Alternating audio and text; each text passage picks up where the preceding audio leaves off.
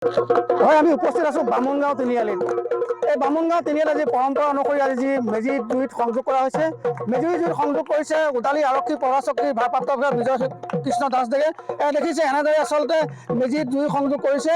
এটা কথা ক'ব লাগিব, অসমীয়া জাতি যিটো পৰম্পৰা যে উৰুকাৰ নিশা একেলগে এসাঁজ খায়, হাঁহে মাহে এসাঁজ খায়, তাৰ পাছদিনা কিন্তু তেওঁলোকে পুৱা এনেদৰে তেওঁলোকে এটা মেজি জ্বলাই দিয়া হয়। আৰু মেজি জ্বলাই তেওঁলোকে দেশৰ বা ৰাইজৰ যি দুখ দুৰ্গতি যে নাশ হয় তাৰ বাবে তেওঁলোকে ঈশ্বৰৰ ওচৰত প্ৰাৰ্থনা হয়। এয়া আমাৰ কেমেৰা সহযোগে দেখাইছে। এয়া আচলতে যি ধূপ নৈবেদ্য মাহ প্ৰসাদ আদি যোগাৰ কৰা হৈছে। এয়া আয়তীসকল আহিছে, সকলো আহিছে আচলতে তেওঁলোকে মেজি যি উত্তাপ, এই মেজি উত্তাপৰ জুইয়ে যাতে পৃথিৱীৰ যি অভাৱ অনটন দুৰ্দশী নাইকিয়া তাৰ বাবে কিন্তু তেওঁলোকে প্ৰাৰ্থনা জনাইছে। এয়া আমাৰ কেমেৰা সহযোগে সময় দেখুৱাইছে। এয়া উদালি তিনিআলিৰ দৃশ্য। এই উদালি তিনিআলিৰ দৃশ্য দেখিছে যে এনেদৰে মেজিৰ জুই আছে ডাঙৰ ডাঙৰকৈ জ্বলি উঠিছে। আৰু এই মেজিৰ জুইয়ে ৰাইজৰ দুখ দুৰ্গতি নাকহক আমিও কামনা কৰিছোঁ। প্ৰতিদিন টাইমৰ তৰফৰ পৰা সমূহ দৰ্শকবৃন্দক সমূহ ৰাইজক আমি শুভেচ্ছা জ্ঞাপন কৰিছোঁ। ৰাইজৰ যাতে মাঘৰ এই মকৰ সংক্ৰান্তিৰ দিনটোতে তেওঁলোকৰ যে দুখ দুৰ্গতি নাইকিয়া হওক। কি ক'ব আজি মকৰ সংক্ৰান্তি?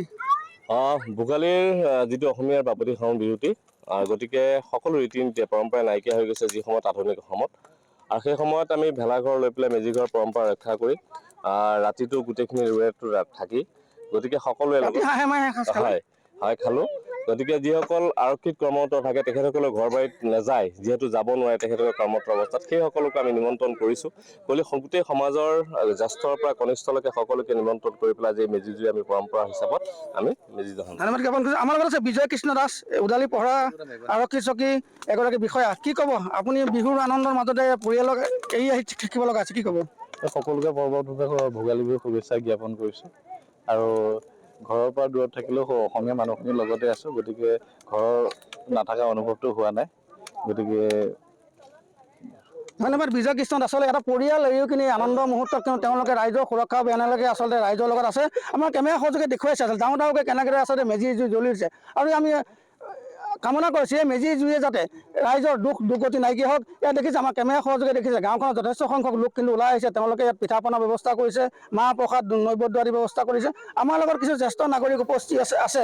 আমি তেখেতসকলৰ ওচৰলৈ যাবলৈ চেষ্টা কৰিম। আচলতে তেওঁলোকে যি আজি মেজি জুই, এই মেজি জুই জ্বলাইছে, মেজি জুই জ্বলাই তেওঁলোকে দেশবাসী বা ৰাজ্যবাসীৰ বাবে কি আহ্বান জনাব?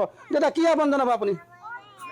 এই মেজিৰ জুয়ে সকলোৰে মাজত শান্তি সম্প্ৰীতি বজাই ৰাখক আৰু সকলোৰে কুশল মংগল হওক, এইখিনিকে মই কামনা কৰিছোঁ।